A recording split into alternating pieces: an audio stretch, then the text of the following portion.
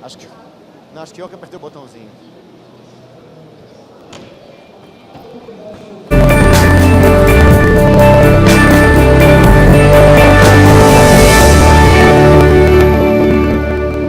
Marcelo, posso pegar você aqui você falar um pouquinho aqui? Você é um dos caras que começou o movimento de software livre no Brasil.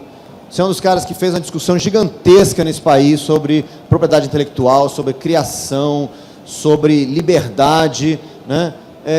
Por que a gente tem que discutir essas coisas? A gente é nerd, desenvolvedor, por que a gente tem que discutir propriedade intelectual?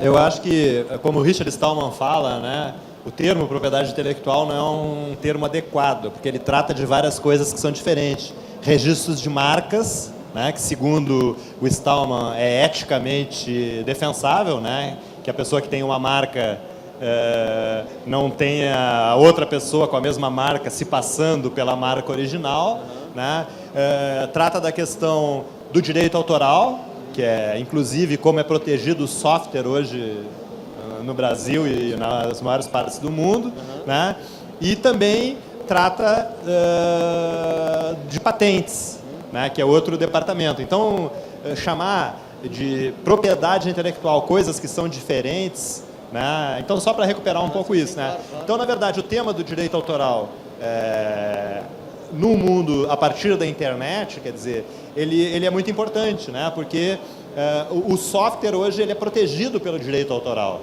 né? Não por patentes, ainda bem, né? E os direitos autorais na era da internet, eles não podem ser regulamentados, digamos assim, pela mesma lógica da era industrial, né? Um produto intelectual na era industrial, para ser massificado, passava por um processo industrial, certo? Então, uma música passava por uma fábrica que imprimia, né, o vinil, depois o CD, depois tinha uma logística de distribuição extremamente cara, que fazia com que essa obra chegasse no varejo e o varejo revendia para o grande público. Não tinha outro caminho, não era errado, porque era a única forma. Com o processo de digitalização dos suportes e com a mobilidade dos arquivos circularem pela internet, essa lógica da sobrevivência a partir da cópia é uma lógica superada para os próprios autores. Não há como... né? E a indústria do copyright, que a gente chama a máfia do copyright, passou a ser, né, a indústria mais ofensiva em relação aos direitos dos internautas. Pipa, sopa, todas as legislações restritivas em relação aos direitos civis na internet vieram da indústria do copyright, tentando manter o status quo, né, de comercializar e fazer a remuneração da cadeia produtiva a partir da cópia, num cenário onde não tinha mais o processo industrial. Isso essa indústria deu as cartas na cadeia produtiva complexa da cultura, da arte, dos escritores, porque ela teve, durante o século XX, o domínio da tecnologia da cópia e o monopólio da distribuição. Então, toda a cadeia produtiva tinha quem dava as cartas, e que se transformou em indústria poderosa do século XX. Né?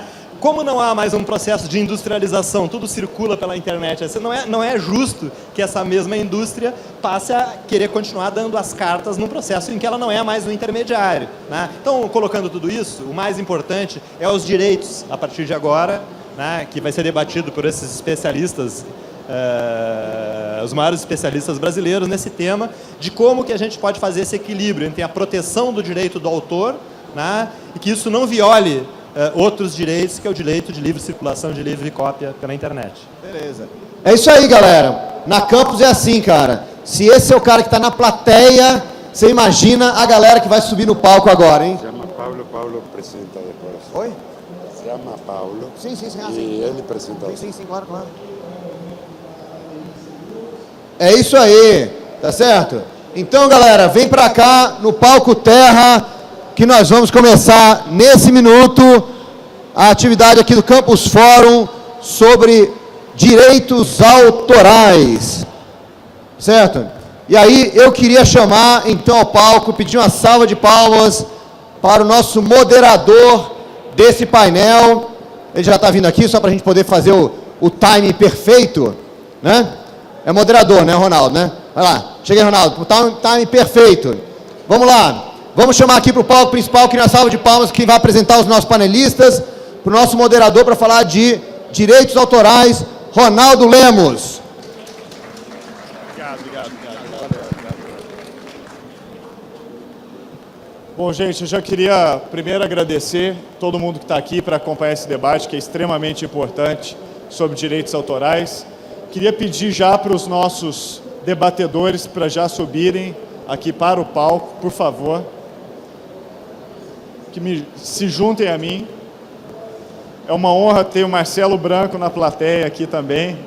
Podia estar aqui, né, Marcelo, falando conosco. E espero suas contribuições aí para a gente discutir esse tema também.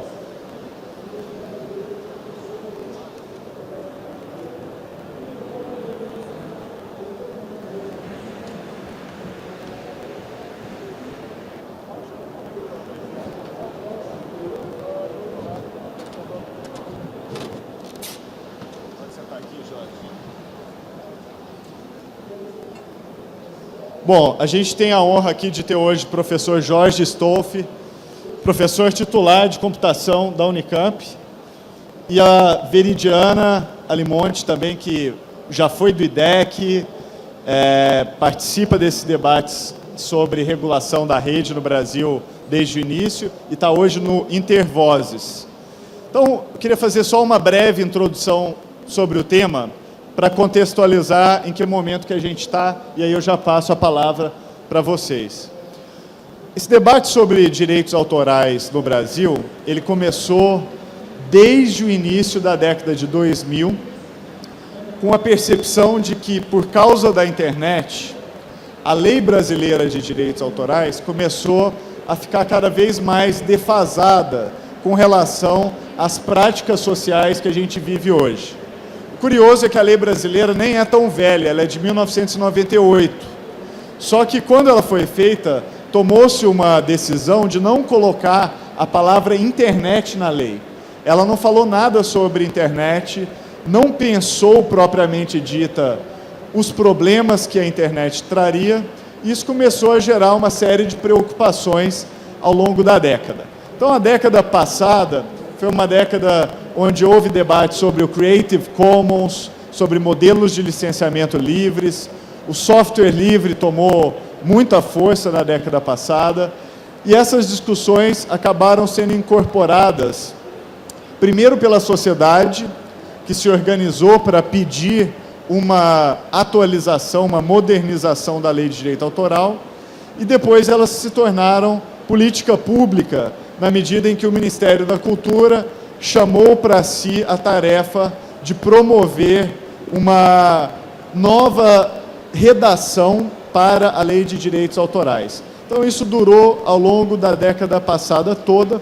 Foi feito um processo de consulta pública pela internet sobre a Lei de Direitos Autorais, e aí, nos solavancos políticos, na virada da década, mudanças de governo, assume o governo da presidente Dilma, há um momento ali de parada nessa questão da mudança do direito autoral. Essa agenda fica adormecida, ela passa a ficar em segundo plano, especialmente quando comparada a outras agendas, como, por exemplo, o Marco Civil da Internet, que avança com grande velocidade, e um destaque da reforma da Lei de Direitos Autorais, que é a regulamentação do ECAD, que é um ponto muito importante da reforma da lei, que acaba se tornando um projeto de lei autônomo, resultado da CPI do ECAD, que é feita no Senado Federal, e esse projeto, por sua vez, ele é aprovado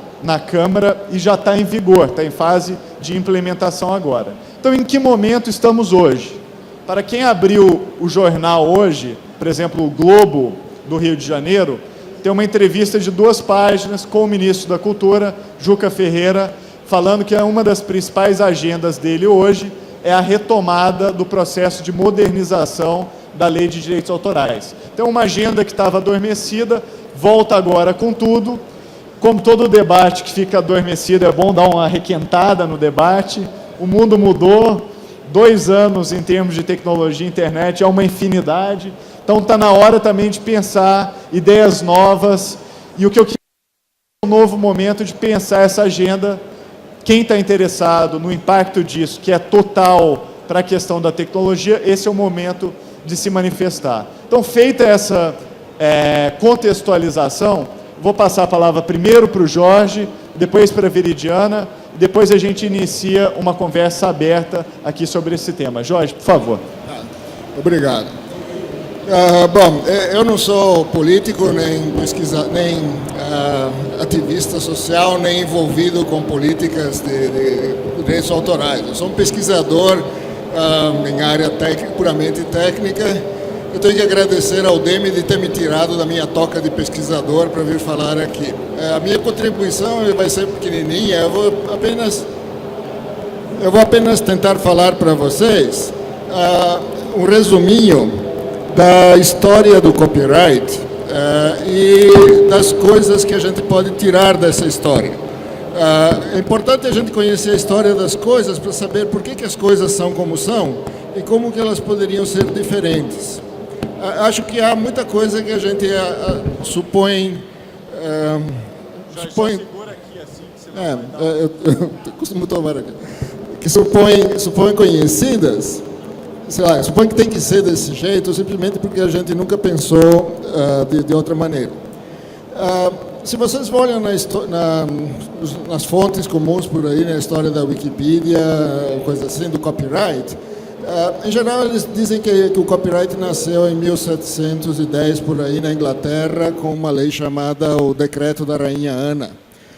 Mas isso não é, essa versão é tanto anglocêntrica, quer dizer, é escrita por ingleses, então naturalmente acha que a coisa mais importante aconteceu, é aquilo que aconteceu na Inglaterra, e some com uma parte essencial da história, que acho que é essencial para a gente entender o que é o copyright. Na verdade, o copyright nasceu uns 200 anos antes disso, principalmente na Espanha e na França, nos países da Europa continental.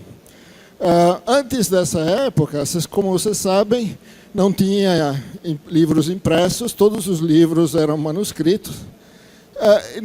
E até essa época, quer dizer, seria uma coisa totalmente inconcebível para alguém imaginar que uma ideia, que uma música, que um livro pudesse ter dono, ou que você tivesse que pedir licença para alguém para copiar um livro, coisa assim. Então, a maior parte dos livros nessa época era assim, você emprestava um livro que você gostava de alguém, e ou você copiava, ou pagava um estudante faminto aí para copiar, ou pagava um monge no mosteiro, que não tinha nada que fazer o dia inteiro, para fazer essa cópia. E nessa cópia você podia, naturalmente, jogar fora as partes que você não gostava, botar outras partes, juntar pedaços de outros livros. Em suma, era um processo bem parecido com aquilo do software livre hoje. Tá? E como vocês sabem do software livre, quer dizer, acho que esse é o primeiro ponto que a gente precisa tirar dessa história, que o copyright, o direito autoral, como hoje se chama aqui no Brasil, ele não é obviamente necessário, muito provavelmente é desnecessário, para motivar a criação de obras intelectuais. Quer dizer, todos os grandes clássicos da antiguidade foram escritos numa época em que ninguém pensava remotamente em alguma coisa parecida com o direito autoral. O que aconteceu, então, que mudou essa história lá por volta de 1500? Bom, um pouco antes disso, o Gutenberg inventou a imprensa de tipo móvel. E aí apareceram várias indústrias em várias cidades da Europa, produzindo livros em série, em grandes volumes de cópias do mesmo livro. E essas gráficas, essas primeiras gráficas que se estabeleceram, ficaram muito ricas, porque, em primeiro lugar, elas eram, em geral, a única gráfica da região. Em segundo lugar, porque as pessoas estavam acostumadas a achar que um livro era um negócio caro, então estavam dispostas a pagar preços bem altos pelos livros. Então, durante algum tempo, essas primeiras gráficas na Europa se tornaram, os donos dessas gráficas se tornaram pessoas ricas e importantes. Muitas das editoras europeias que existem até hoje nasceram nessa época, Elsevier, Springer, Mondadori, Aldo Manuzio na Itália e tudo mais. Quer dizer, todas essas... Então, e aí, mas o que aconteceu logo em seguida é que a tecnologia da impressão com tipos móveis se difundiu, começou a aparecer concorrência. Então começaram a aparecer os livros impressos, começaram a ficar muito baratos. E essas gráficas já estabelecidas, assim, não, ficaram desesperadas com isso. E a solução que elas encontraram foi conseguir que as autoridades feudais da época, os barões, os condes, os reis, dessem cartas de privilégio de impressão. Quer dizer, o cara assinava o chefe lá da região assinava um decreto que dizia que só aquela gráfica tinha direito de imprimir aquele livro. Foi assim que nasceu. Esse é o conceito básico do copyright, quer dizer, é transformar o mercado livre de reprodução de uma obra num mercado de monopólio. É um mercado de monopólio não muito visível, mas é um mercado de monopólio porque para cada obra só tem um fornecedor autorizado que todo mundo tem que comprar dele. Tá? Bom, eu sou socialista em muitas coisas, mas em termos de comerciais, eu sou totalmente capitalista. Quer dizer, eu acredito em mercado livre, acho que muitas pessoas aqui acreditam também, e livre concorrência. Só que mercado livre quer dizer um mercado onde qualquer um pode entrar e oferecer o mesmo serviço ao preço que ele achar lucrativo. E uma das coisas que acontece quando você tem um mercado livre é que o preço do bem, do produto, acaba caindo para sendo o preço de custo mais uns 10% ou coisa assim. Quer dizer, em outras palavras, no mercado livre, o lucro do produtor é mais ou menos o mesmo do que ele teria em qualquer outra atividade. Porque se o lucro é maior, mais gente entra lá naquela atividade, se o lucro cai abaixo, as pessoas saem de lá. Enquanto que no mercado de monopólio, o fornecedor que tem um monopólio pode colocar o preço que quiser. E, em geral, ele coloca o preço que maximiza a sua renda. Não é o preço que maximiza a disponibilidade da obra, que maximiza a produção. Certo? Então, o preço de monopólio, geralmente, é muito, muito maior do que o preço de mercado. Acho que isso é, sei lá, economia elementar, que acho que eu não preciso ficar explicando mais. Mas todos vocês, então, entendem isso daqui. Quer dizer, que é o conceito do copyright, que nasceu nessa época, nos começos dos anos 1500, nasceu por iniciativa das editoras, das gráficas naquela época, quer dizer, das editoras que não queriam concorrência, e a essência do copyright é um monopólio por obra. Tá? Outro ponto importante que eu quero que vocês notem aí é que nessas cartas de privilégios, o autor não entrava absolutamente. Às vezes, a editora pagava alguma coisa para um autor escrever um livro para ela, mas muitas vezes a editora simplesmente pegava o livro lá que ela quisesse, conseguia o privilégio e imprimia. Tá? Então, esse sistema de privilégio feudal de impressão continuou até mais ou menos 1710. A novidade que veio em 1710 com o Estatuto da Rainha Ana, foi que pela primeira vez apareceu o autor na história do copyright. O Estatuto dizia que esse direito de exclusividade de reprodução nasce na mão do autor, e aí o autor vende para alguma editora. Certo? Negocia com a editora e vende para uma delas. Mas daí para diante continua como no sistema feudal. A editora fica sendo a dona do privilégio de reproduzir aquilo ali. A única razão pela qual o autor entrou na história em 1710 é que o parlamentar que empurrou esse estatuto pelo Congresso lá da Inglaterra, pelo Parlamento da Inglaterra, também era escritor. Então, ele puxou a brasa para a sardinha dele, colocando no estatuto essa deixa para o autor. Porque, senão, teria continuado... Inclusive, quem exigiu esse estatuto, quem fez pressão, manifestações e tudo mais, não foram os autores, foram sempre as gráficas, as editoras. Tá? Então, bom, de lá para cá, quer dizer, as coisas só têm piorado nesse sentido, certo? Quer dizer, essa ideia de que ficou tão entranhada essa ideia de que cada obra tem só uma empresa que pode reproduzir aquela obra, que a gente aceita isso hoje em dia quase que uma coisa natural, tá? Mas não era assim. Tanto assim que em 1710, você me avisa quanto? Em 1710, quando saiu o Estatuto da Rainha Ana, esse privilégio de exclusividade de impressão durava, se não me engano, 10 anos. Tá? Depois disso, a obra caía no domínio público, qualquer um poderia imprimir, qualquer um poderia reproduzir. Bom, com o tempo, a duração desse privilégio foi aumentando, até que hoje em dia nós estamos num absurdo que, por imposição da indústria cinematográfica, principalmente dos Estados Unidos, o prazo é 75 anos depois da morte do autor, alguma coisa assim. Tá?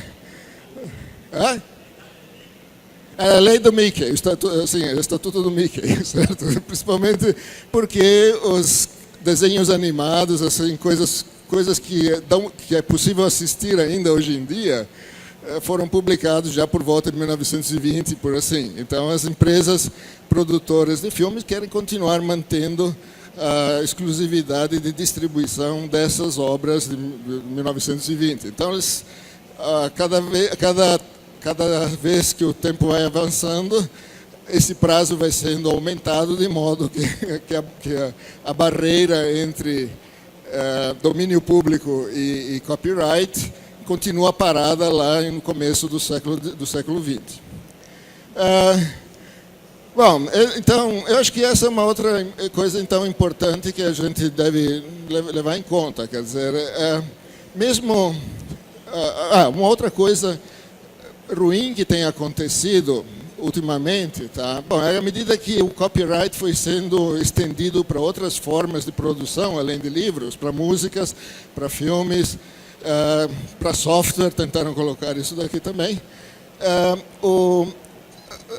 começou a se formar, de repente, essa péssima frase, essa horrível frase que é propriedade intelectual. Até, não sei, 20 anos atrás, talvez 30 anos atrás, o copyright era sempre entendido como um privilégio temporário. Enquanto que a diferença de chamar isso de copyright ou de privilégio de reprodução, seja lá o que for, e chamar de propriedade, é que propriedade é permanente. Não tem prazo de extinção. Certo? Então, há uma tentativa, infelizmente, sei lá, de todas as empresas que têm esses privilégios de reprodução, gostam de usar essa frase propriedade intelectual, porque já é um pé na porta para conseguir transformar esse privilégio de temporário, sei lá, morte do autor mais 75 anos, para ser eternidade. Tá? É uma coisa que a gente tem que resistir, eu acho que, sei lá, a gente tem que tomar muito cuidado para deixar bem claro em qualquer contexto que copyright não pode ser propriedade. Tá? É um privilégio, e é um privilégio feudal, como a história mostra. Um minuto ainda. Tá? Bom, então, eu queria terminar, eu gostaria de poder dizer alguma coisa sobre como é que onde é que fica a legislação brasileira nesse ponto. Eu espero que a Viridiana tenha muito mais do que falar, o Sérgio Lemos também. Mas uma coisa que eu me lembro de ter observado, e que talvez você possa me esclarecer depois, eu não lembro de ter visto na legislação brasileira o conceito de domínio público. Eu não lembro de ter visto, por exemplo, a possibilidade de um autor dizer: não, eu não quero que essa obra tenha copyright, eu quero que ela seja livre de reprodução. Pelo que eu entendo, o mecanismo do ECAD e outros mecanismos daí simplesmente não contemplam. Toda obra tem que ser copyright de algum editor. Eu espero que vocês possam me esclarecer essa dúvida daqui. Muito obrigado, então.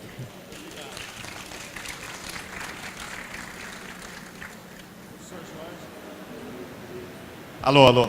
Professor Jorge, sempre bom ouvi-lo. Muito obrigado pela sua palestra. Sobre a questão do domínio público, é até engraçado, porque o domínio público no Brasil, muita gente defendia que o autor não podia colocar a obra em domínio público, nem que ele quisesse. Felizmente, tem uma doutrina, os doutrinadores mais jovens, mais recentes, por exemplo, o professor Sérgio Branco, escreveu um livro brilhante chamado O Domínio Público no Direito Brasileiro, : um livro em domínio público, porque ele mesmo colocou o livro dele em domínio público sobre o domínio público. E ele fala que sim, é totalmente aceitável colocar a obra em domínio público, aqueles que quiserem. Ele inclusive brinca que geralmente as pessoas falavam assim, tal obra caiu em domínio público. Parece que a obra despencou, pum, caiu no domínio público. Ele fala, não, vamos passar a falar, tal obra foi promovida ao domínio público, que é um termo muito melhor do que dizer caiu em domínio público. Então, ele esclareceu isso, eu acho que é uma lição muito importante. Com isso, eu passo a palavra para a Veridiana, para fazer a breve apresentação, depois a gente começa perguntas. Vamos lá. Obrigada, boa tarde a todos e a todas. Bom, como o próprio Ronaldo disse, eu recentemente passei a representar aqui nesse momento, né, o Intervozes, que é um coletivo de comunicadores e alguns advogados como eu, que discutem o direito à comunicação, o acesso ao conhecimento já há mais de 10 anos aqui no Brasil. Tem pessoas em diferentes estados. E aí eu vim fazer também uma propaganda aqui de um livro que a gente escreveu sobre banda larga, com apoio do CGI, já que a gente vai fazer um debate aqui. Vou estimular, a primeira pessoa que fizer pergunta ganha um livro. Tem um capítulo específico sobre direitos autorais e toda a discussão da universalização da banda larga, neutralidade da rede, enfim. Muito bem, a fala do professor Jorge antes de mim foi bem interessante para trazer justamente essa discussão. Entender como as coisas surgem é muito importante para a gente compreender como elas ainda atuam tantos séculos depois, né? E a discussão das tecnologias da informação e da comunicação, ou de reprodução, que seja a imprensa, né, de Gutenberg, elas suscitam já há muito tempo questões ligadas a direito de cópia e direitos autorais. É claro que com a internet, as possibilidades de compartilhamento, de ter acesso a determinados conteúdos, de reprodução e cópia desses conteúdos, se potencializa de uma maneira jamais vista, né? Então, isso ainda se torna mais premente no momento que a gente faz essa discussão agora.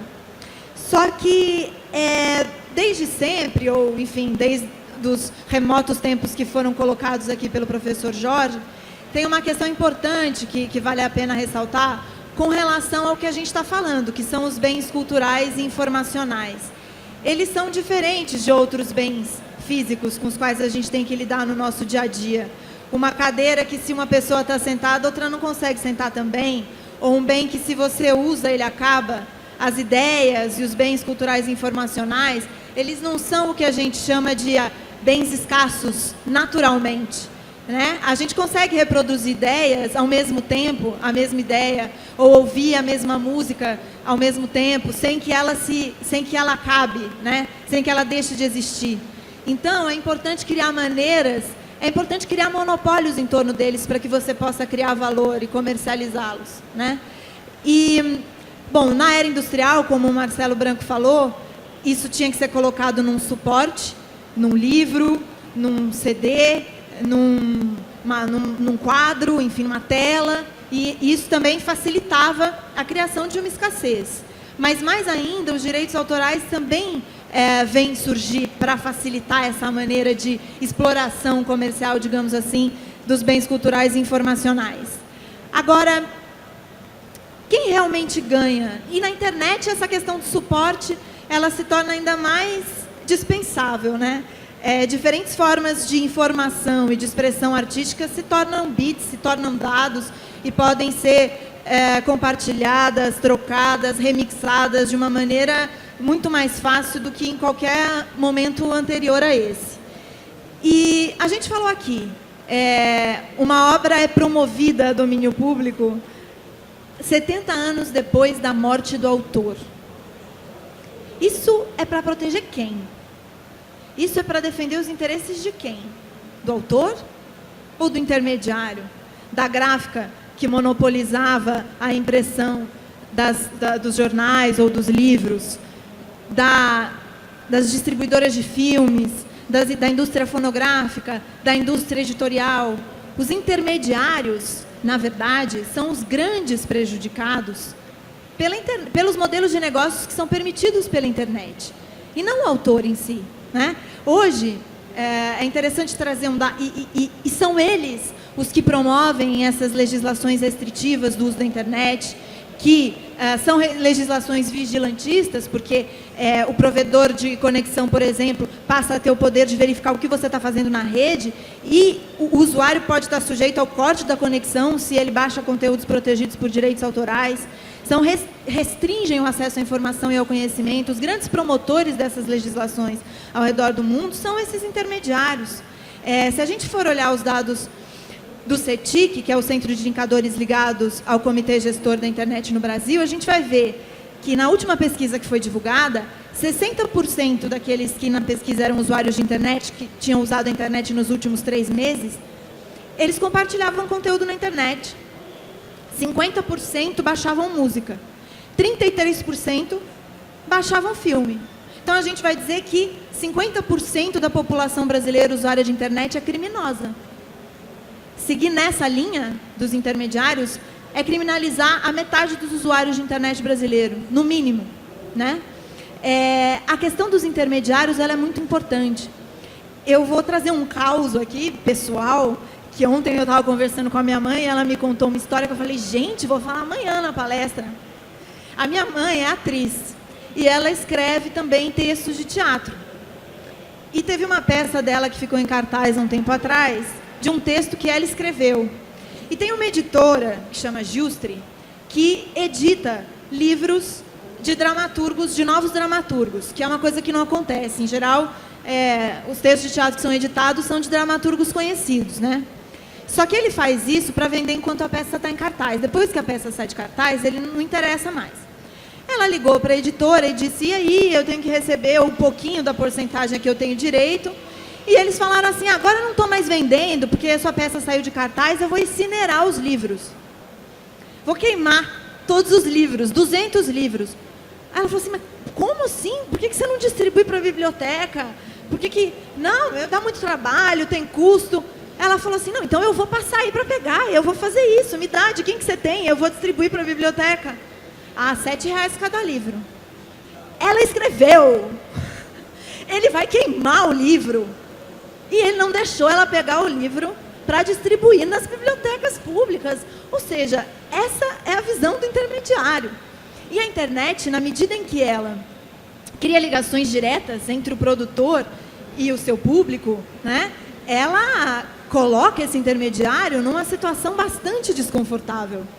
O intermediário que antes era o grande poderoso, porque ele tanto fornecia os meios da produção desses, o papel, né, para o livro, os suportes materiais do CD, do DVD, quanto, mais importante ainda, de distribuição, circulação desses conteúdos todos, desses bens culturais e informacionais.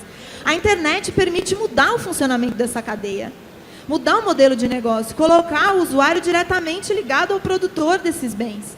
E é claro que esses intermediários se sentem muito ameaçados e vêm para cima com todo o poder econômico que eles têm para fazer com que esse tipo de modelo de negócio ou a cultura digital na forma como se estabelece hoje na internet sejam criminalizadas. E a internet permite ainda uma outra coisa, que é tirar o usuário, né, o internauta comum, o cidadão, digamos assim, de uma posição de mero espectador.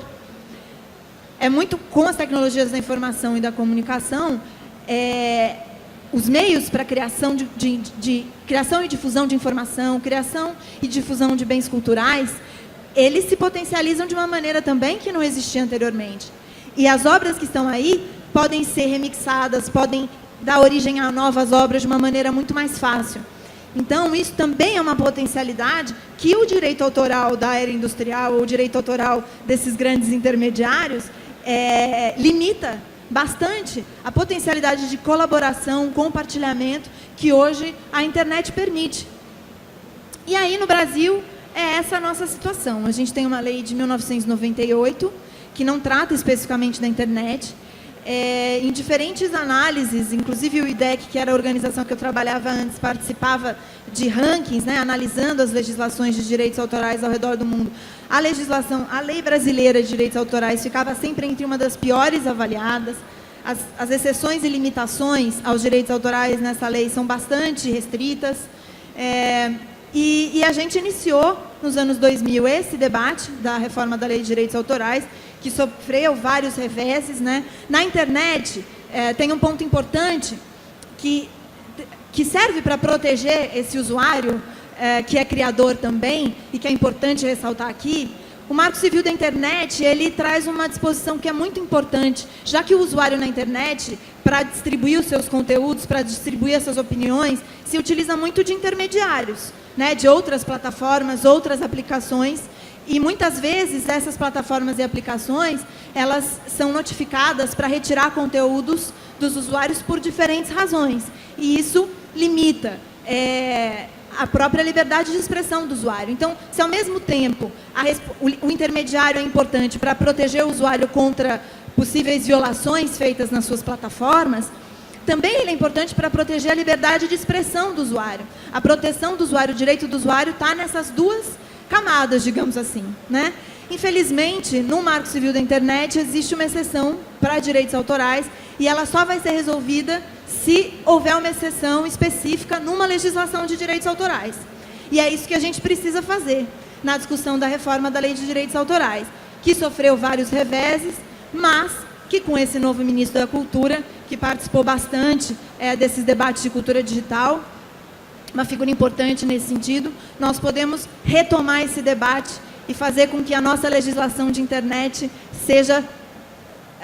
esteja alinhada à perspectiva do acesso ao conhecimento, do acesso à informação, do acesso à cultura, da criação colaborativa, que é isso que a internet nos ensinou até hoje e que provavelmente também vai ensinar nessa discussão de direitos autorais que a gente tem pela frente. Obrigada.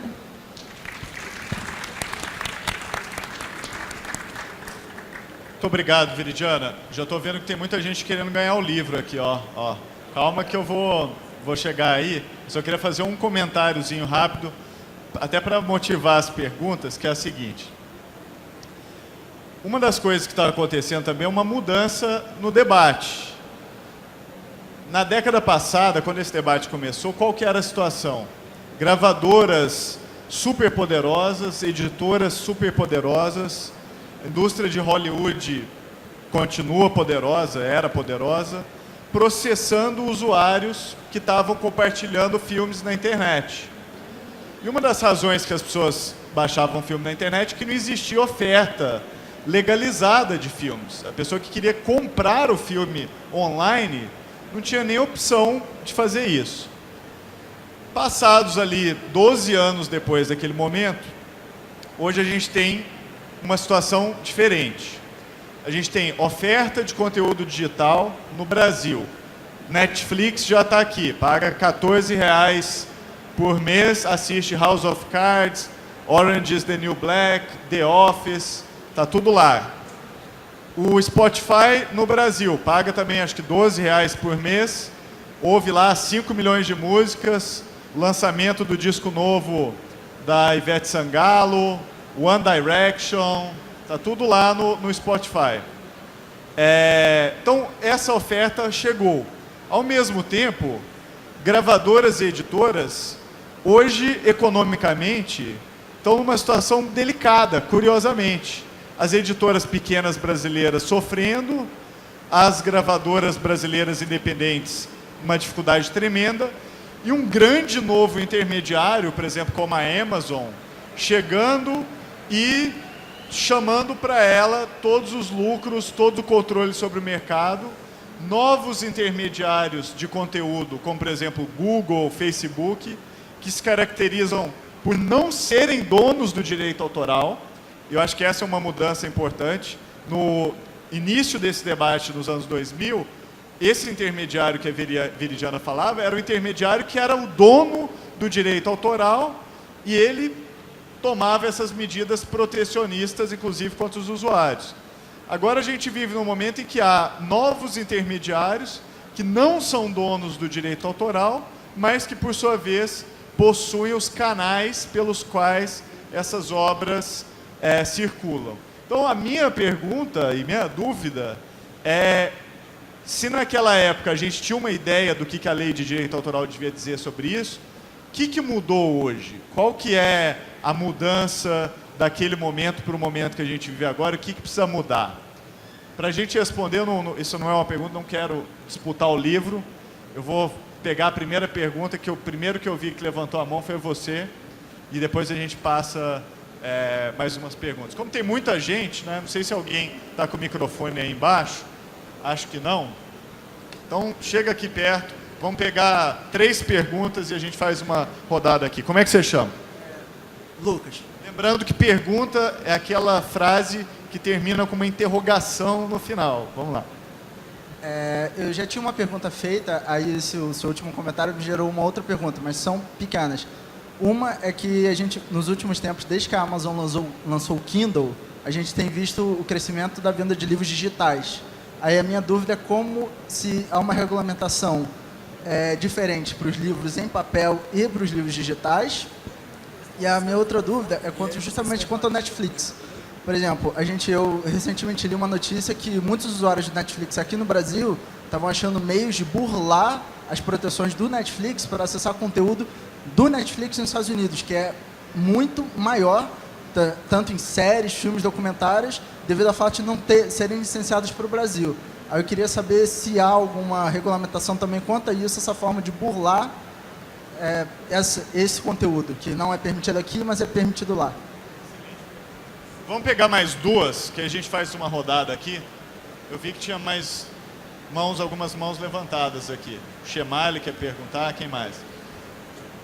Bom, na verdade não é uma pergunta, é mais uma informação que eu queria colocar no debate, que eu acho que é importante colocar, que assim, na Europa, na Comissão Europeia, está tendo uma comissão de reforma das leis de direitos autorais. E a representante do Partido Pirata, que eu faço parte, foi determinada como relatora dessa comissão de reforma das leis de direitos autorais, só que, apesar disso, a gente teve um artigo recente da Marianne Stotter, que é a ex-eurodeputada pirata, com sérias críticas ao relatório, que até o momento ainda não foi a votação, mas colocando que, de certo modo, que apesar de termos um representante do Partido Pirata trabalhando nessa questão, a pressão ainda assim foi muito forte lá na Europa, de lobby de todos os lados, e que não saiu um relatório tão progressista, falando com as minhas palavras, quanto se esperava de uma relatora pirata na Comissão Europeia. Então é um ponto que é importante. No site do Partido Pirata, partidopirata.org, já tem esse artigo traduzido para português lá. Recomendo quem tem interesse no tema a dar uma lida, porque é a primeira comissão internacional, de fato, de reforma das leis de direitos autorais. Então ela é uma referência importante até para o processo que a gente vai estar iniciando aqui. E aproveitando, deixar um convite rápido, que hoje às 11 da noite no Palco Mercúrio tem a palestra do Partido Pirata. Também vai falar sobre esses temas, eu vou detalhar um pouquinho mais sobre o que saiu da Comissão Europeia também. Estão todos convidados hoje, 11 horas, no Palco Mercúrio. Obrigado. Valeu. Vamos pegar mais uma, depois faz mais uma rodada aqui.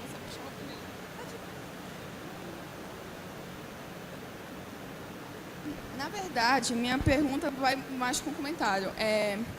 Não tem como falar de direitos autorais sem falar sobre pirataria. Aí eu queria saber a opinião de vocês sobre um comentário feito pelo Kim.com no Twitter. Como parar a pirataria? Criar um bom produto, fazer ser facilmente comprável, lançar no mundo inteiro, fazer funcionar em todos os dispositivos e um preço justo. Qual a opinião de vocês sobre isso? Como parar a pirataria? Criar um bom produto, fazer ele ser facilmente comprável, lançar no mundo inteiro no mesmo dia, fazer funcionar em todos os dispositivos e ter um preço justo. Qual a opinião de vocês sobre isso? Boa, boa. Vamos responder essas 3 perguntas iniciais e aí a gente volta para mais uma rodada, então. Professor Jorge. Bom, eu não sei, a primeira pergunta eu creio que eu não tenho competência para responder. Quer dizer, você pode repetir as suas... Eu não sei se... Acho que em vez de responder as perguntas, eu vou ter que tentar fazer um comentário um pouquinho mais abstrato. Acho que é mais razoável. Quer dizer, acho que você mencionou o Netflix, por exemplo, o YouTube, coisas assim, mas essas soluções ainda assim, só mascaram o problema do monopólio de distribuição. Quer dizer, por baixo do Netflix ainda tem o sistema de copyright de exclusividade de uma distribuidora. O Netflix precisa conseguir negociar com o detentor do copyright para poder colocar essas coisas lá. Quer dizer, eu creio que sei lá, o ideal, a minha utopia seria uma situação em que o autor é recompensado, e há muitas maneiras de fazer isso daqui, autores, os produtores, mas a distribuição é totalmente livre. Qualquer um pode pegar uma cópia de qualquer lugar e distribuir da maneira como ele achar mais razoável. Se isso acontecesse, quer dizer, o custo de distribuição é fração de centavos. Então, você teria uma disponibilidade enorme, sem barreiras geográficas que você tem hoje em dia. Quer dizer, então, essa é a minha utopia pessoal de como que eu acho que deveria funcionar assim, a questão dos direitos autorais e propriedade intelectual. Aliás, eu acho que um dos problemas que eu acho que eu vejo aqui no Brasil a gente tem é que a frase direitos autorais, o inglês copyright é traduzido para direitos autorais. E absolutamente não é a mesma coisa. O que passa no Brasil como direito autoral é direito editorial, certo? É o direito do detentor de copyright e não do autor, certo? Obrigado. Bom, não sei se então eu posso ajudar muito nesse ponto, responder essas perguntas, tá? Ótimo, ótimo. Veridiana.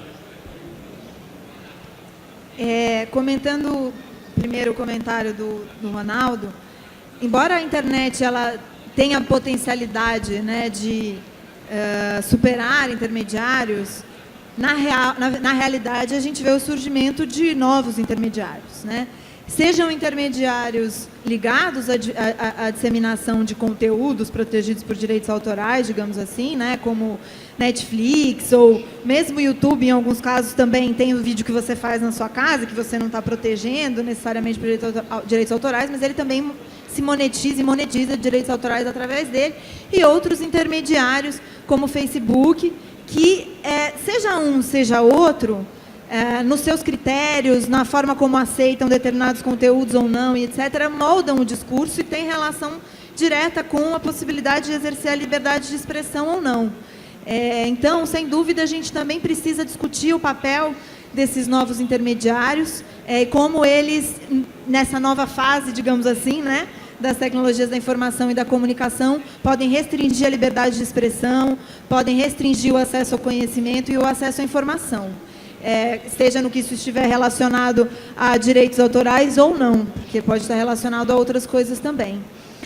Com relação à pirataria, em grande parte isso. O fato de esses grandes monopólios em torno do conhecimento terem tornado esses bens culturais e informacionais tão inacessíveis que a solução que se encontra é copiá-los ou utilizá-los fora do que seria o modelo correto, adequado deles, né? Agora, é claro que existem, o preço justo é muito importante, o lançamento em todos os lugares é muito importante, mas também há necessidade da gente discutir casos em que há exceção, né, à exploração comercial desses direitos. A gente faz muita discussão em relação a recursos educacionais, a pesquisas financiadas com recursos públicos, a importância de obras poderem ser copiadas para portadores de necessidades especiais sem se pagar direitos autorais. Há uma série de questões relevantes no que se refere à possibilidade de acesso ao conhecimento que mesmo a nossa legislação de direitos autorais, ela não permite da maneira que deveria, né? Então, essa é uma outra questão. E a gente tem o licenciamento Creative Commons também, não é só o copyright que existe por aí, não é isso? Você pode autorizar que as pessoas distribuam a sua obra, você pode dizer como elas podem fazer isso. Se você faz isso sem fins comerciais, elas podem fazer isso também sem fins comerciais, desde que citem você ou não. Enfim, existe uma forma alternativa de licenciamento que é muito mais compatível com essa perspectiva do acesso à informação, à cultura, ao conhecimento. De todos esses bens, muito mais como algo que só tem valor, de fato, quando são compartilhados com outros seres humanos, do que quando são retidos em algum lugar. E aí, eu passo para o Ronaldo para fazer os comentários em relação à primeira pergunta. Não, muito rápido. Sua pergunta é muito boa, que é o seguinte: um dos problemas que causam a pirataria é que você não encontra disponível o conteúdo na hora que ele é lançado. Então não adianta passar Game of Thrones no domingo nos Estados Unidos e no Brasil estrear daqui a um mês, que obviamente quem está assistindo a série vai arrumar um jeito de assistir de outras formas. Então uma das estratégias que são amplamente discutidas, e daí o comentário lá do Kim.com, é falar, olha, os mercados são globais, você tem que lançar e tornar o produto disponível para o mercado como um todo, e não para janelas artificiais, que hoje a gente sabe que a tecnologia derruba facilmente. Então, isso é um ponto muito importante, porque essa questão de mercado e preço, ao meu ver, a guerra contra a pirataria, ela não vai ser vencida no campo do direito, ela vai ser vencida no campo econômico, quando a gente tiver 3 letras que sejam atendidas. Uma delas é preço. O preço dos produtos tem que ser compatível com a realidade econômica do país onde ele é distribuído. Um CD que nos Estados Unidos custa $15 não pode ser vendido no Brasil a $15, porque a renda do brasileiro é 6 vezes menor do que a renda do americano. Então, vender um CD que lá é $15 aqui por $15 é como se você estivesse vendendo o CD por R$90, por $90, porque quando você ajusta com a renda é incompatível. Então, essa é a primeira letra, preço. A segunda letra é catálogo. Você precisa ter um catálogo ilimitado e esse catálogo precisa estar disponível assim que ele é lançado. Não adianta criar essas janelas e nem adianta criar buracos. Se eu gosto de assistir, sei lá, New Girl e no Netflix não tem New Girl, alguém já assistiu New Girl aí? Eu vou procurar outro lugar para assistir esse seriado. Então, é esse que é o ponto. E a terceira letra é portabilidade. É você pegar o conteúdo e poder assistir em qualquer lugar. Poder assistir no seu iPad, se você quiser, no seu aparelho que você comprou novo, remixar o conteúdo, se você quiser, usar aquele conteúdo de outras formas, extrair a trilha sonora dele, se você quiser. Então, eu acho que o segredo para acabar com a pirataria, ou pelo menos diminuí-la significativamente, é preço, catálogo e portabilidade. O dia que alguém fizer essas 3 coisas bem feitas, o incentivo para você ter que ir a um pirata para baixar o material vai cair por terra, porque passa a fazer sentido e fica muito mais fácil, inclusive, você adquirir o produto original. Dito isso, eu vou abrir para a segunda rodada de perguntas. Eu vi que já tem um ali, tem outro ali e tem outro lá. Então vamos fazer uma triangulação aqui, um triângulo equilátero quase. Vamos lá, aquele ali. Bom, boa tarde, meu nome é Edilson. A minha pergunta está mais alinhada mesmo com a lei de leis autorais, né? Uma lei bastante antiga e ela tem diversos gaps. Gostaria de saber a opinião dos painelistas sobre quais os principais pontos em que a nossa lei precisa ser modernizada, apesar de que a palavra modernizada, eu não sei se ela cabe para resolver o problema da lei de direitos autorais, se existem, ou quais seriam esses, caso existam esses pontos para melhorar a nossa lei de leis autorais, ou se ela deve ser derrubada e criada alguma coisa do zero, conversado com a sociedade, para que ela venha realmente adequada à, vou dizer, até necessidade que a gente tem. Obrigado, muito bom. Nosso outro vértice do nosso triângulo, por favor. Olá, boa tarde para todos. Minha pergunta eu acho que é mais para a Veridiana e para o Ronaldo. Eu vou começar a contar um caso e a partir dele eu faço a minha pergunta. Tem uma foto utilizada, uma imagem utilizada na internet, que é a capa de um CD, na verdade de um LP, de um cantor muito famoso, que é a imagem dele triste e a imagem dele feliz. Chico Buarque, vamos dizer. Beleza, pode falar. É usada tipo, há 1, 2 anos por todo mundo nas mais diversas situações existentes na internet brasileira. Virou já propriedade da cultura web aqui. Pelo menos eu acho. E todo mundo usava, sem muito apuro, sem muito procurar. Mas no início da semana, uma fanpage, eu não lembro agora do que é uma página no Facebook, foi processada por ele por usar essa imagem. E a minha pergunta já existe alguma conversação, algum diálogo na legislação brasileira que ajude a fazer essa separação entre o que é cultura web, o que é apropriado pelo usuário e passa a ser muito mais do que a representação de uma marca, de uma pessoa, e vira um símbolo de algo maior, ou se ainda a conversação é muito mais inflexível no que diz a direitos autorais, por assim dizer. Muito bom, muito bom, muito bom. Vamos pegar a última dessa rodada.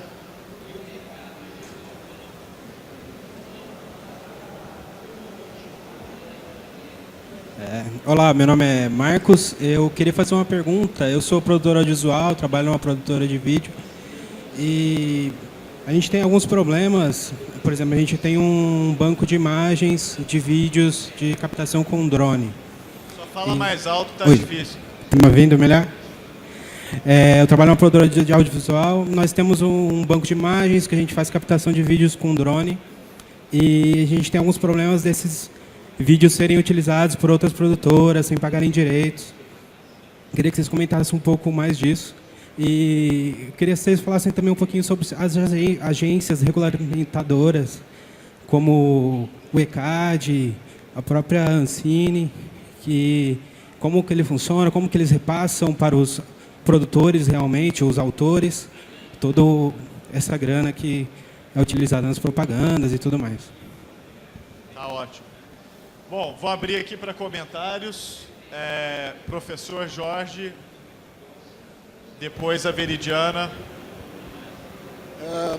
Bom, acho que, respondendo acho que a sua primeira pergunta daqui, quer dizer, eu vou estar aprendendo de novo, uma resposta que é totalmente utópica. Quer dizer, a minha visão de como a legislação deveria ser modernizada é que autores que querem receber direitos autorais cadastram suas obras e você tem um sistema como o do ECAD, que cada vez que a obra é distribuída ou executada num contexto comercial, uma parte daquilo lá vai para o autor. E a distribuição continua sendo assim um mercado livre, quer dizer, qualquer um pode pegar aquela obra e colocar no seu site, distribuir e começar a cobrar. O que vai acontecer é que a distribuição vai ser um negócio muito apertado, margem de lucro muito apertada, e só empresas que estão dispostas a investir em ter uma boa infraestrutura para distribuição é que vão continuar nesse mercado. Essa seria a minha utopia, de novo, pessoal, de como que o direito autoral deveria funcionar sem o direito editorial, certo? Sem o privilégio, o monopólio editorial. Tá. Veri. Só complementando a sua utopia com um ECAD transparente, participativo, né, que realmente faça a distribuição da forma correta e não seja uma caixa preta. Aí acho que seria realmente uma forma muito melhor de lidar com o conhecimento humano, né? Bom, em relação à legislação atual, a gente já teve um processo de rever completamente essa que está aí, né? E acho que agora ele tem que ser retomado com força para discutir para discutir como de fato nós temos que lidar com esses bens culturais e informacionais no mundo de hoje. E sem que a gente restrinja todos esses potenciais que já acontecem hoje, restringidos, né? De colaboração, de remixagem, de compartilhamento, de criação conjunta, enfim. A legislação de direitos autorais, ela precisa, por um lado, sim, garantir que quem cria tenha o retorno por fazer isso, mas isso não tem que ser incompatível com acesso à cultura, ao conhecimento e à informação. Na verdade, as duas coisas têm que caminhar juntas, porque também é interesse de quem cria que as pessoas tenham acesso àquilo que foi criado. Então, é preciso fazer essas duas pontas conversarem como algo que é o mesmo assunto e não assuntos opostos, né? E com relação à sua pergunta da capa do cantor famoso Triste e Feliz, tem uma questão de direito de imagem também aí, mas eu entendo que por essa legislação que a gente tem, realmente não existe essa consideração do que já se tornou uma cultura web, do que os usuários ou de alguma forma já se apropriaram disso e já criaram em cima disso. Realmente, eu entendo que talvez por princípios a gente possa fazer essa discussão diante do judiciário, etc., mas do que nós temos na lei é mais difícil, na base legal. Não sei se o Ronaldo discorda de mim, mas isso também é um ponto. Para que a gente consiga fazer essa discussão com base legal, a lei também precisaria ser outra. Só uma coisa. Diga. Quem não conseguiu fazer a primeira pergunta para ganhar o livro, pode acessar caminhosdabandalarga.org.br, que o livro está lá para ser baixado gratuitamente. Maravilha. E afinal de contas, quem ganhou o livro? Quem ganhou o livro no fim? Você ganhou o livro? Que beleza, hein? Se deu bem, hein? Muito bom. É o seguinte, só para complementar aqui no final, ele perguntou o que precisa ser feito para modernizar a lei. Na minha opinião, a coisa que o Brasil podia fazer, que seria algo extraordinário no passo de uma modernização da Lei de Direitos Autorais, é criar um registro das obras, que vai um pouco na direção do que o professor Jorge falou. Porque a grande dificuldade do direito autoral hoje é que não só ele é complicado e proibitivo, como ninguém sabe quem é dono de quê. Quem já tentou pedir autorização para usar uma música, um trecho de um filme aí, sabe do que eu estou falando. Você liga lá, mas quem é o dono dessa música? Aí, às vezes, a música tem 6 donos. Aí, um dos donos morreu e deixou 12 filhos. Aí você precisa falar com os 12 filhos, mais os 5 outros donos. Então, esse é um problema infernal. A maioria das pessoas, quando se depara com essa situação de ter que pedir autorização e descobre o quanto que isso é difícil, a pessoa simplesmente ignora a lei, ou desiste de usar a obra, ou desiste de pedir autorização e usa de qualquer jeito sem pedir autorização. Então, ao meu ver, eu acho que o Brasil poderia criar um belo registro de direitos autorais, dar um belo exemplo para facilitar o licenciamento, diminuir o que se chama custo de transação. Isso daria uma bela decolada, seria bom para os autores, seria bom para quem usa direito autoral. Acho que esse seria um passo muito importante. Com relação à sua questão sobre a foto do grande Chico Buarque, né? Chico feliz, Chico triste, a lei brasileira, ela não faz distinção nenhuma, para ela nada pode, e aí já responde até a pergunta do drone ali. O que a lei brasileira fala é que você, para usar qualquer coisa, tem que pedir autorização. Aí você fala, mas está na internet, está todo mundo usando, tem que pedir autorização. Mas eu vi que todo mundo já copiou e está em todo... Não interessa, tem que pedir autorização. A lei brasileira, ela é monotemática. Se você perguntar para ela qualquer coisa, precisa pedir autorização, ela vai falar, precisa. Então, não adianta que já está num blog, já está no MP3, já tem paródia, tem que pedir autorização. Isso é um problema, porque em outros países existe de forma muito melhor articulada o conceito de fair use, que é uso legítimo, uso justo da obra, que é justamente aquele uso que você não precisaria pedir autorização, porque é tolerável, é permitido. Então, nesse sentido, uma das características da lei que também precisaria modernizar é essa questão de ampliar a ideia de fair use no Brasil, de uso legítimo. Eu até gosto dessa questão de modernizar, né, que antes era reforma da Lei de Direitos Autorais, agora é modernização da Lei de Direitos Autorais. Interessante, muda a gestão, muda as palavras, mas eu acho bom, eu gosto dessa palavra modernização também, uma palavra moderna e tal, acho bacana. Vamos fazer a última rodada aqui de perguntas, que horas são? 3h50, é a última, hein, gente? Vamos fazer perguntas rápidas, vamos pegar 3 aqui, 3. Oi, boa tarde, meu nome é Bianca. A gente está falando bastante de conteúdos de entretenimento e eu acabei pensando pro lado... Tá dando para ouvir? Do caso do Snowden, né, que foi a compartilhar conteúdos acadêmicos. Até onde eu entendo, assim, da parte de entretenimento tem toda a parte comercial, mas do meio acadêmico, qual o interesse da academia proteger esse tipo de conteúdo e como que funciona isso? Bom, isso foi nos Estados Unidos, mas existe alguma coisa assim desse conteúdo, dessa produção ser realmente compartilhada de uma maneira que as pessoas possam consumir e talvez usar como base para criar coisa em cima? Eu queria saber a opinião de vocês dessa parte mais acadêmica da produção de conteúdo acadêmico mesmo.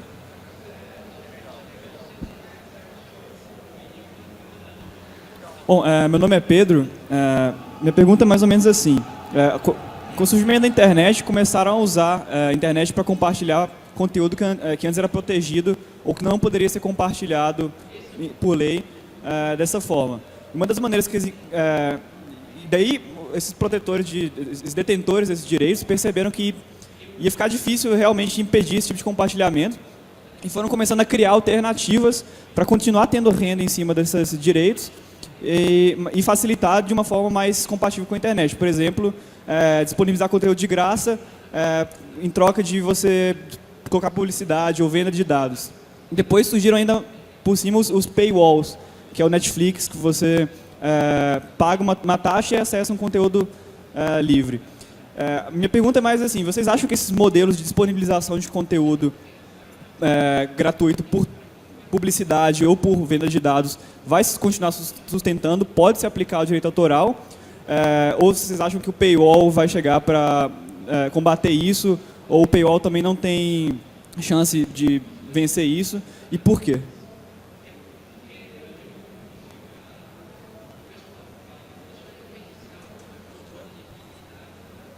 Boa tarde, meu nome é Rodrigo. Anteriormente você tinha falado em novas formas para pedir autorização. Por exemplo, tem 6 donos, tá, de uma obra. Atualmente tem que catar os 6. Mas se tu fizesse uma união desses 6, como seria? Abriria uma empresa ou privada ou pública para ir lá e pedir uma autorização para um único ser? Como poderia funcionar isso? Já que a gente tem ordenamento, eu acho que esse ordenamento poderia ser simplesmente mais atualizado. Não precisaria criar um novo. É muito mais difícil criar um novo. É como se revisasse a Constituição. Seria muito complicado aqui no Brasil. Qualquer lugar também, mas é mais fácil modernizar. Para modernizar, fazer um instituto público, como seria possível isso para obras internacionais? Como funcionaria?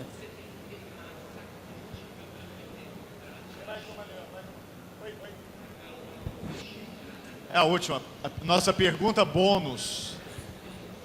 Vamos lá. Oi, boa tarde. Eu sou Juliano Polimeno, eu tenho uma empresa chamada PlayX. E a gente está tentando resolver alguns dos problemas que foram citados aqui.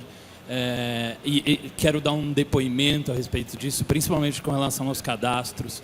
A gente está tentando agregar com técnicas de machine learning e agregar diversos bancos de dados para resolver, ou pelo menos começar a agregar e limpar todas essas informações de direitos autorais para que, num último momento, possa ter um lugar centralizado onde você possa contactar esses titulares, caso você precise de uma licença.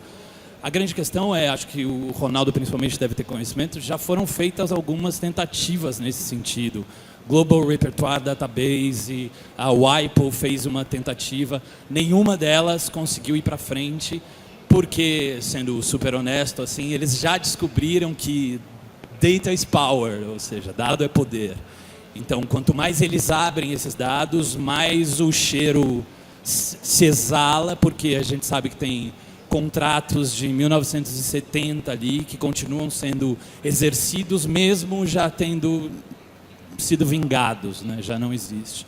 E aí uma pergunta também nesse caso, eu também sou um super defensor, na verdade, para mim, se a lei de direito autoral fizesse uma única mudança, que é a obrigatoriedade, talvez, para entrar no sistema de monetização do cadastro, isso já seria uma evolução revolucionária. E eu não ouço ninguém falando desse ponto específico.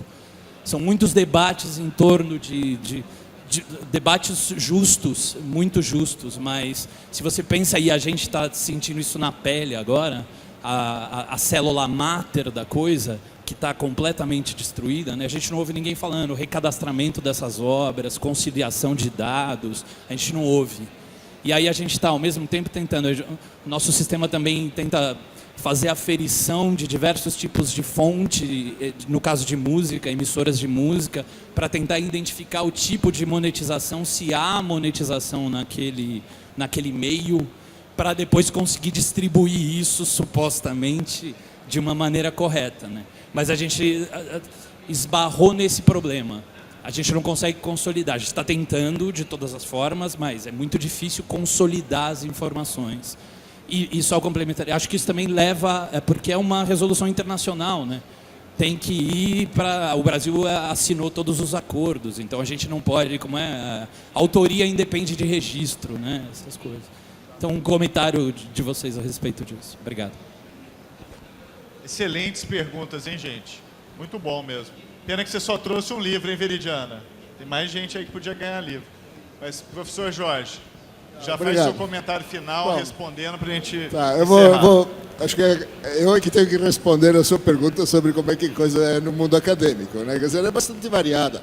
Para livros, por exemplo, funciona como um livro, autoria de um livro comum. Quer dizer, o autor pode negociar com as editoras e, eventualmente, cede o direito autoral e recebe uma percentagem pequena.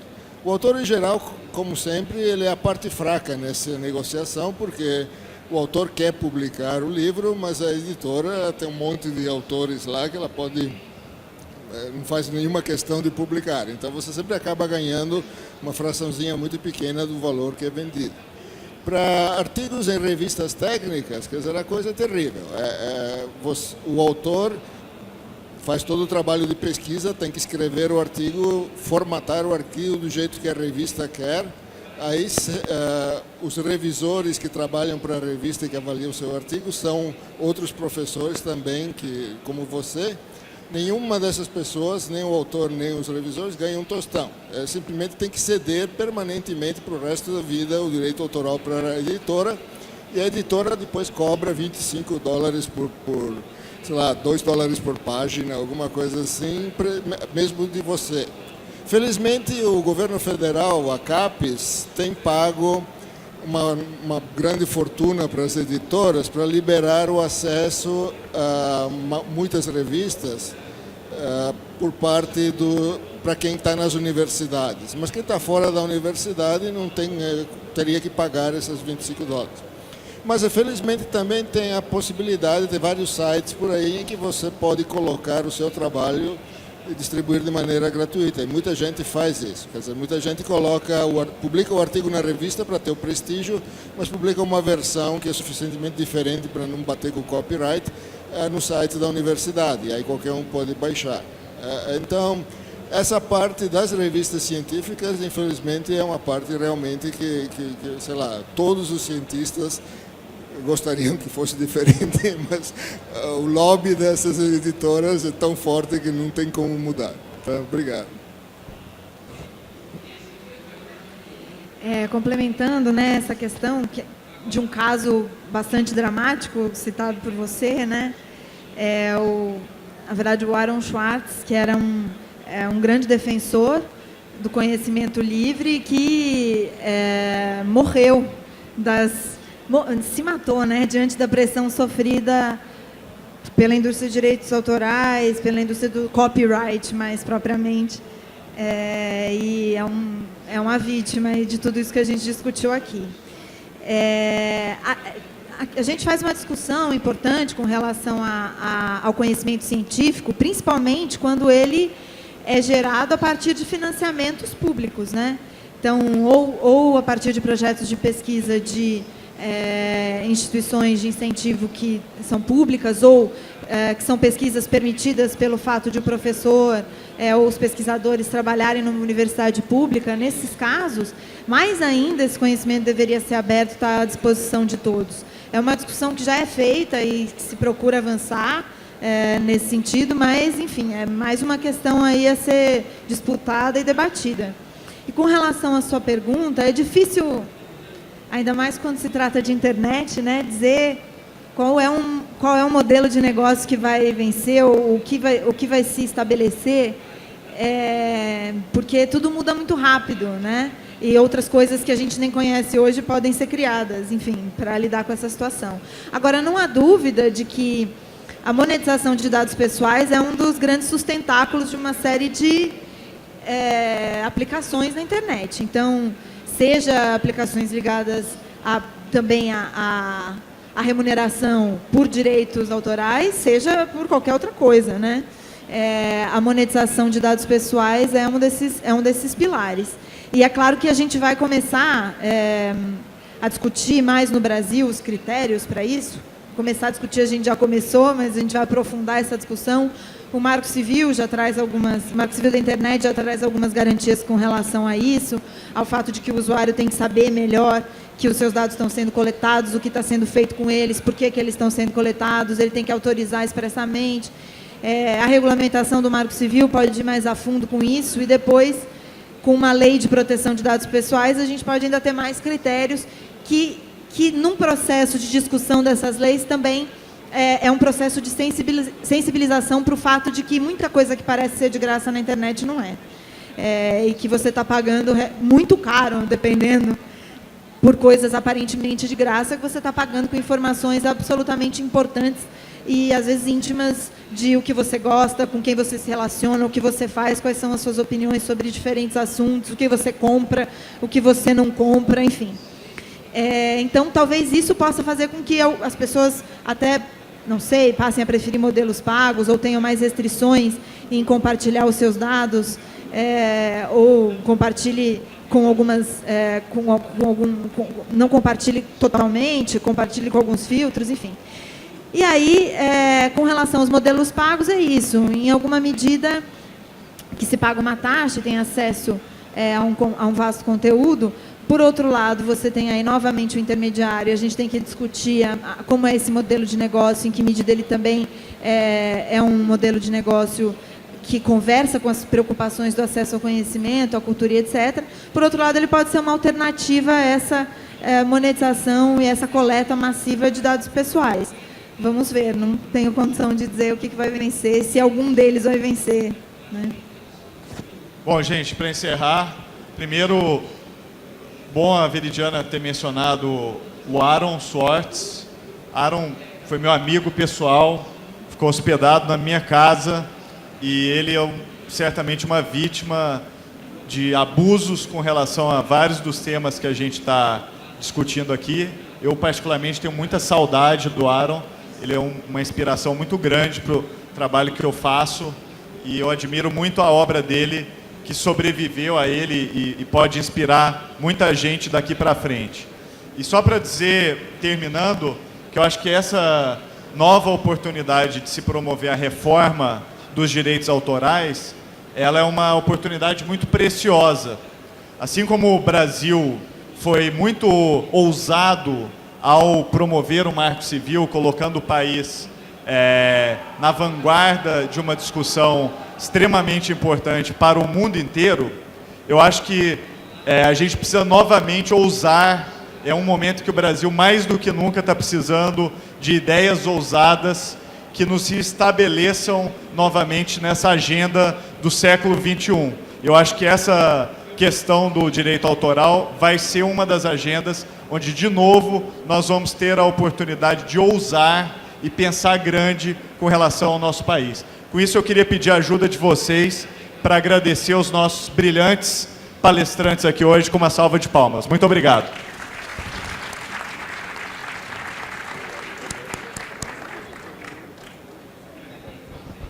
No palco Netuno agora, temos a próxima mesa, 4h30, com Demi Guético, Sérgio Amadeu, Danilo Doneda, Carlos Sobral, da Polícia Federal, Pedro Ekman, Fausto Santos, Enilson Camolese, Marcel Leonardi.